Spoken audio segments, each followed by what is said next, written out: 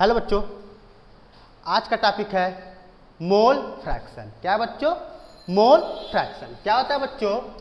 The ratio of the number of moles of a component to the total numbers of moles of all the component in solution. यानी विलयन के किसी घटक में, विलयन के किसी घटक में उपस्थित विलय के मोलों की संख्या एवं उपस्थित विलय के कुल मोलों की संख्या के अनुपात को मोल प्रभाज कहते हैं। ठीक है ना बच्चों? क्या कहते हैं? The ratio of the number of moles of a component to the total number of moles of all the components in a solution. Clear बच्चों? If in binary solution, if in binary solution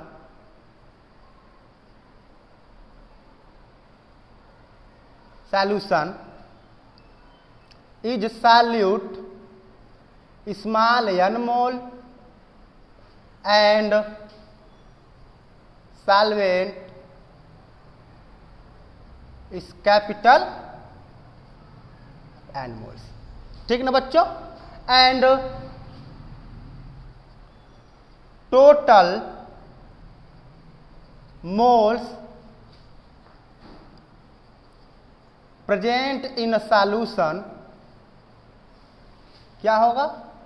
small n plus capital N। ठीक है बच्चों? Then mole fraction of solute small n and mole fraction of solute capital N। तो क्या होगा? यानी mole fraction of solute, fraction of solute, ठीक है बच्चों, क्या होगा?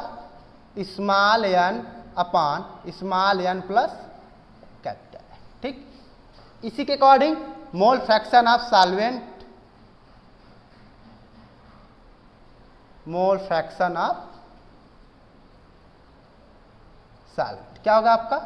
Capital N upon small n plus capital. Clear बच्चों? अब क्या करेंगे? इसी के अकॉर्डिंग मान लेते हैं सॉल्यूट आपका क्या है? A है एंड सॉल्वेंट आपका क्या है? V है। Then mole fraction of A क्या होगा? Small n of small n plus capital N। Then mole fraction of V, इसको क्या बोलते हैं बच्चों? जीटा बोलते हैं, जिसे मोल फ्रैक्शन से डिनोट करते हैं। Capital N upon small n plus capital. ठीक ना बच्चों? हम जानते क्या हैं कि mole fraction A and mole fraction B equal to 1। क्या होता है बच्चों? अगर मोल फ्रैक्शन A और मोल फ्रैक्शन B को जोड़ा जाए तो कितना होगा? 1 होगा। ठीक ना बच्चों? क्लियर? नोट कर लीजिए इतना पहले। हो गया नोट? इरेज करें? चलिए इरेज किया जाए।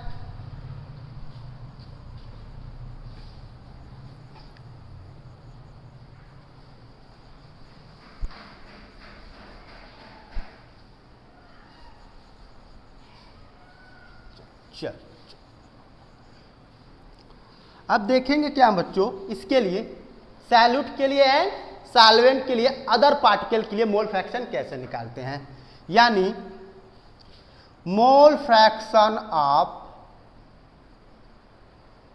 Solute, mole fraction of solute तो क्या होगा? n upon n plus capital N, where n को किससे डोनेट करते हैं? Small w upon small m upon small w upon small n plus capital W upon capital M। ठीक बच्चों? ये किसके लिए था? मोल फ्रैक्शन ऑफ सॉल्यूट के लिए था। उसी के according mole fraction of solvent क्या हो जाएगा? Capital N upon small n plus capital M। Capital N की जगह क्या होगा? Capital W by capital M upon small w by m plus capital W by capital. Clear बच्चों? Note कर लीजिए क्या होता है mole fraction of solute n upon n plus small n equal to W/m upon W/m plus capital W/m। Then mole fraction of solvent capital N upon n plus m equal to capital W/M upon W/m plus capital W/M। ठीक है बच्चों। अब ये जो क्या होते हैं, जो ये n होता है, ये मोल्स ऑफ सॉल्यूट होते हैं और ये क्या होते हैं, टोटल नंबर्स ऑफ मोल्स होते हैं। इसी के अकॉर्डिंग ये क्या होता है, मोल्स ऑफ सॉल्वेंट होता है और ये क्या होता है, टोटल मोल्स ऑफ सॉल्यूट होता है, सॉल्वेंट होता है। ठीक है, या टोटल मोल्स होता है। क्लियर बच्चों, नोट कर लीजिए। नोट हो गया। चलिए क्वेश्चन इसे इस पर मान लीजिए 40 ग्राम ऑफ NaOH है एंड 54 ग्राम ऑफ H2O है। तो क्या क्या ज्ञात करना है बच्चों, मोल फ्रैक्शन किसका, NaOH का एंड H2O का मोल फ्रैक्शन ज्ञात करना है। तो सबसे पहले मोल फ्रैक्शन ज्ञात करने के लिए, फाइंड करने के लिए नंबर्स ऑफ मोल पता होना बहुत जरूरी है। तो सबसे पहले आप क्या निकालोगे, दोनों का नंबर्स ऑफ मोल्स निकाल लोगे। तो यानी का कितना होता है बच्चों, 23। ठीक है, ऑक्सीजन का 16, H का कितना होता है 1 ऐड कर लेंगे, कितना आ जाएगा 40। उसी के अकॉर्डिंग इसका कितना होता है, H का 1, ऑक्सीजन का 16, atomicity 2 equal to 2 equal to 16 equal to 18। ठीक है, तो 1 बाई 1 करके मोल फ्रैक्शन निकाल लेते हैं। सबसे पहले नंबर्स ऑफ मोल निकालेंगे, यानी NaOH का निकालेंगे। क्या होता है फार्मूला बच्चों, नंबर्स ऑफ मोल,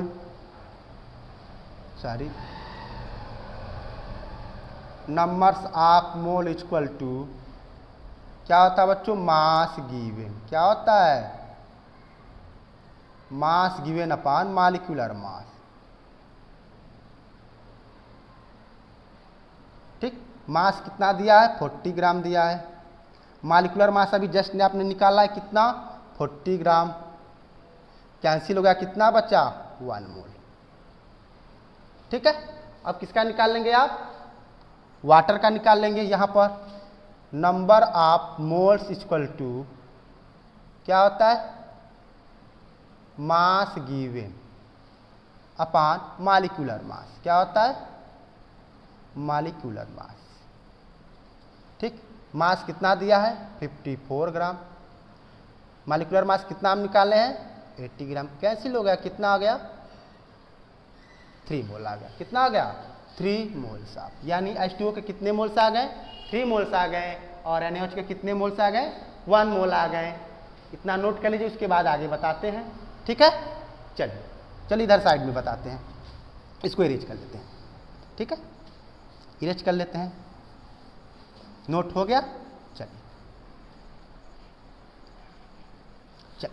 तो सबसे पहले यहां लिख लेंगे, इसका कितना आया है 1 मोल आया है,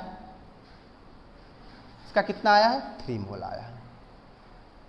ठीक है ना, 3 मोल आ गया। अब क्या निकालें, सबसे पहले निकालेंगे मोल फ्रैक्शन ऑफ NaOH। ठीक है, इसका कितना मोल्स आया है 1 मोल्स प्लस 1 प्लस 3, यानी 1/4। क्लियर बच्चों। अब इसका निकालेंगे मोल फ्रैक्शन ऑफ H2O, कितना आया 3 मोल्स 1 प्लस 3, यानी 3/4। अब मोल फ्रैक्शन NaOH का कितना आया है 1/4। मोल फ्रैक्शन H2O का कितना आया है 3/4। Then mole fraction of NaOH plus mole fraction of H2O will be 1। ठीक है, नोट कर लीजिए।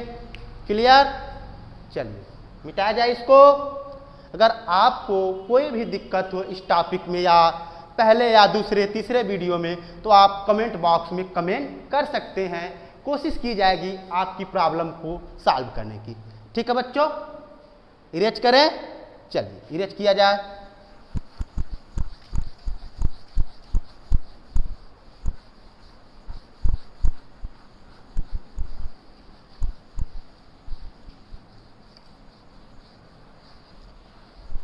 नेक्स्ट क्वेश्चन है आपका, लिखिए question, A solution has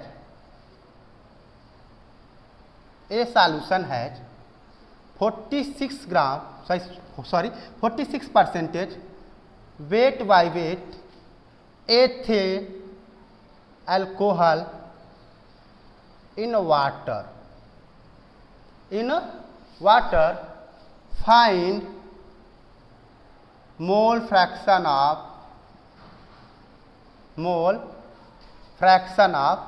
ethyl alcohol. ethyl alcohol. ठीक है बच्चों, जब ऐसा कुछ क्वेश्चन दे परसेंटेज लगाकर, ठीक है बच्चों, तो आप सीधे सपोज कर लेना कि आपके पास टोटल सॉल्यूशन कितना है। कितना सॉल्यूशन है? 100 ग्राम सॉल्यूशन है एंड 46 ग्राम आपका क्या निकल गया? एथिल अल्कोहल निकल गया। कितना निकल गया? Ethyl alcohol. बचा आपका क्या? 54 ग्राम। क्या हो जाएगा? ये वाटर हो जाएगा। क्या हो जाएगा बच्चों? वाटर। ठीक है, अब सबकी क्वांटिटी मिल गई है। क्या निकाल सकते हैं आप? नंबर्स ऑफ मोल निकाल सकते हो। उसके बाद क्या निकाल लोगे? दोनों का मोल फ्रैक्शन। तो इसका नंबर्स ऑफ मोल निकाल लेते हैं। चलिए, मोल नंबर्स ऑफ मोल C2H5OH का, यानी numbers of mole equal to mass given upon molecular mass. Molecular mass. ठीक है बच्चों, चलिए मास कितना दिया है? 46 ग्राम। अब C2H5OH का कैलकुलेट करेंगे तो मोलर मॉलिक्यूलर मास कितना आएगा? 46 ग्राम। कैंसिल कितना आया? 1 मोल। क्लियर? उसी के अकॉर्डिंग H2O का निकाल लेंगे आप। कितना आएगा? कितना दिया है? 54 ग्राम। मोलर मास 18 ग्राम। कैंसिल होकर कितना आएगा? 3 मोल्स। ठीक है, यानी C2H5 के 1 मोल, H2O के 3 मोल। अब आप क्या निकाल लोगे? Mole fraction of C2H5OH and mole fraction of H2O। चलिए निकाला जाए, यानी क्या हो जाएगा आपका? Mole fraction of C2H5OH equal to कितना आया? 1 mole of 1 plus 3 mole 1/4। Clear? इसी के according mole fraction of H2O कितना आ जाएगा? 3 मोल्स 1 प्लस 3 मोल्स कितना आ जाएगा? 3/4। क्लियर बच्चों? अब दोनों का सम कर लेंगे तो कितना आएगा? 1 आएगा। C2H5OH plus mole fraction of H2O equal to 1। ठीक है, नोट कर लीजिए इसको। प्यारा सा क्वेश्चन था, इसका आंसर है 1। ठीक है, क्लियर? इरेज करें? चलो भाई इरेज किया जाए।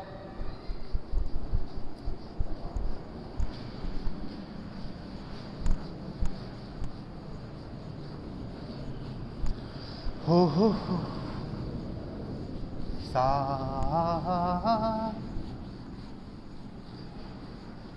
पढ़ाई करते रहें, नोट्स बनाते रहें। ठीक है बच्चों, नोट बनाते रहेंगे तो आपके लिए ही अच्छा होगा। ठीक है, चलिए नेक्स्ट टॉपिक है आपका PPM। क्या है? PPM मीन्स दैट पार्ट्स पर मिलियन। पार्ट्स पर मिलियन 10⁶। ठीक है बच्चों, क्या होता है? The amount of solute, the amount of solute in gram present in 1 million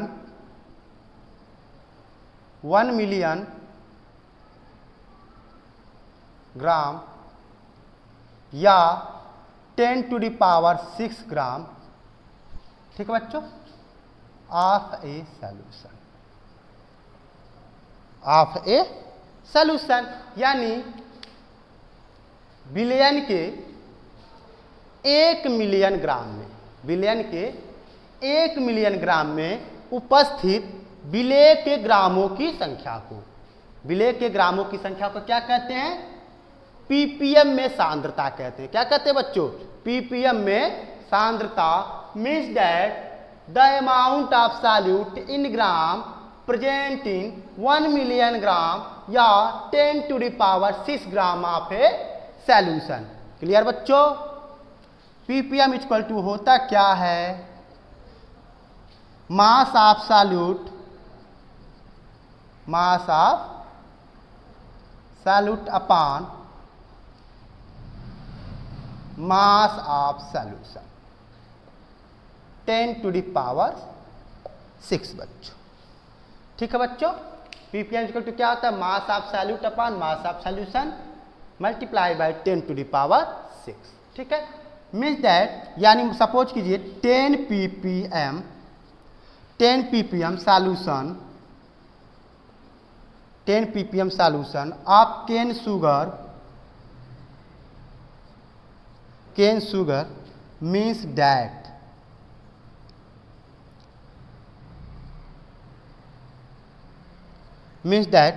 10 gram cane sugar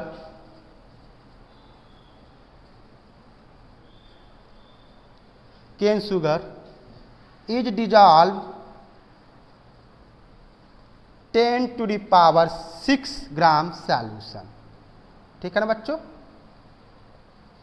means suppose कीजिए 10 ppm आपका सॉल्यूशन है। ठीक है, कितना है, 10 ppm सॉल्यूशन है, उस जिसमें से 10⁻⁶ ग्राम सॉल्यूशन में 10 ग्राम केन शुगर उसमें क्या है, विलीन है, डिजॉल्व है। या ऐसे कह सकते हो कि cane sugar mean that 10 gram से cane sugar is dissolve in 10⁻⁶ gram solution. I mean 10 के पावर 6 ग्राम सॉल्यूशन में या 1 मिलियन ग्राम सॉल्यूशन में 10 ग्राम केन शुगर उपस्थित है, प्रेजेंट है।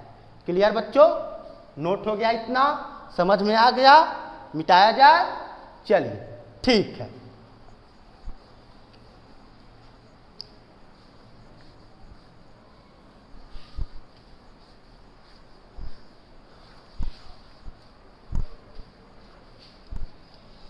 मजा आ रहा है पढ़ने में?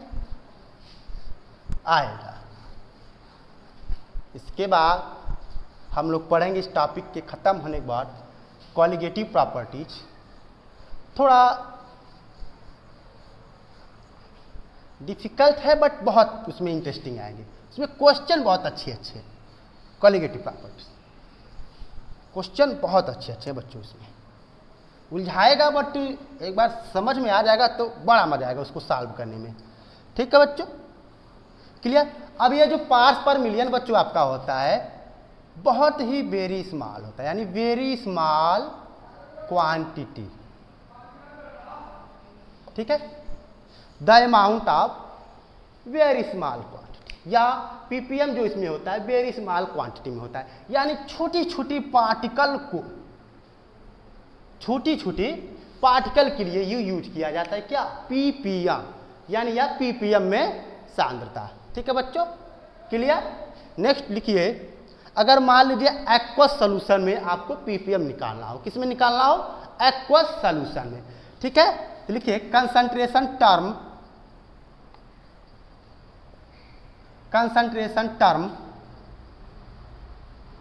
इन एक्वस सॉल्यूशन इन पीपीएम। ठीक है, तो क्या होगा, ppm equal to mass of solute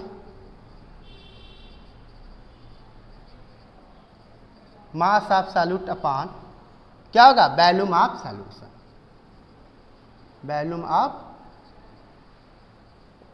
solution, या इन ब्रैकेट में वाटर भी आप लिख सकते हो। किस में होना चाहिए बच्चों, इन ml में, 10⁻⁶। Means that mass of water equal to क्या होगा, volume of density, means that as density of water कितना होना चाहिए बच्चों, इज 1 ग्राम पर ml। ये हमेशा याद रखना चाहिए, जो डेंसिटी ऑफ वाटर, यानी वाटर की जो डेंसिटी होती है कितनी होती है, 1 ग्राम पर ml होती है। क्या होती है, 1 ग्राम पर ml होती है। ठीक है बच्चों, इसको नोट कर लीजिए। क्लियर? चल इरेज किया जाए। चल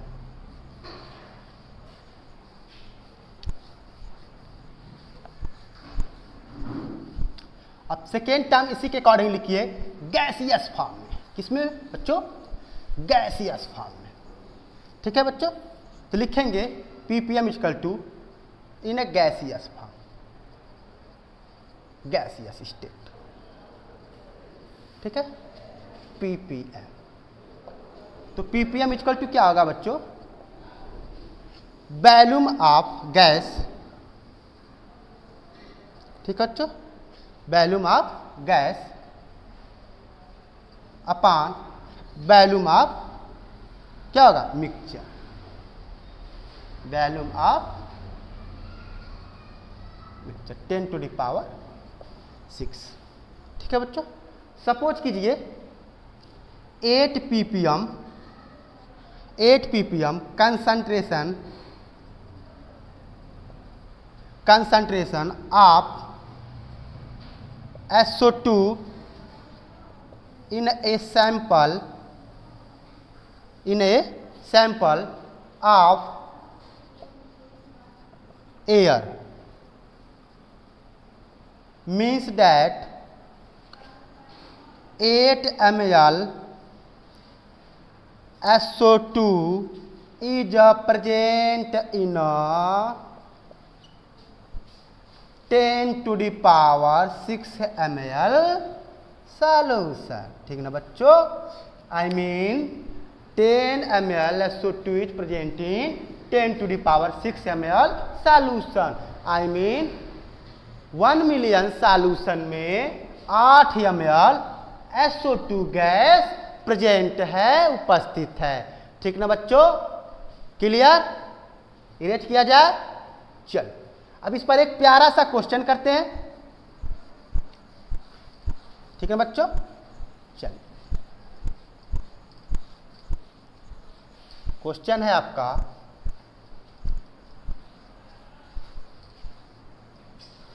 oxygen is dissolve in 100 gram water, 100 gram water as 8 multiplied by 10 to the power 4, then find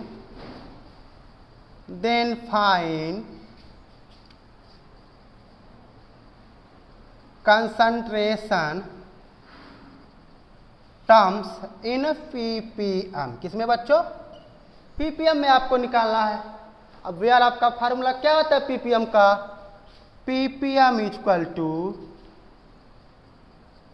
mass of solute upon mass of solution 10 to the power 6। ठीक ना बच्चों, क्या होता है, mass of solute upon mass of solution multiply by 10 to the power 6। तो देखो मास of solute कितना दिया है, 8 multiply by 10 to the power -4, यानी 8 multiply by 10 to the power -4। अब मास ऑफ सॉल्यूशन कितना है, 100 gram 10 to the power 6 equal to क्या हो जाएगा, 8 मल्टीप्लाई बाय 2 10 की पावर 2, टिक टिक क्या हो जाएगा, 8 मल्टीप्लाई बाय 10 की पावर 2 मल्टीप्लाई बाय 10 की पावर -2। तो क्या हो जाएंगे, ध्यान दीजिएगा, 8 मल्टीप्लाई बाय 10 की पावर 0। वेयर हम जानते हैं किसी भी डिजिट के ऊपर 0 हो उसका मतलब क्या होता है, 1 होता है। तो 8 multiply by 1 equal to 8 ppm। ठीक है ना बच्चों, कितना आएगा, 8 ppm। ठीक है ना बच्चों, इसको नोट कर लीजिए। आज का टॉपिक यही समाप्त होता है।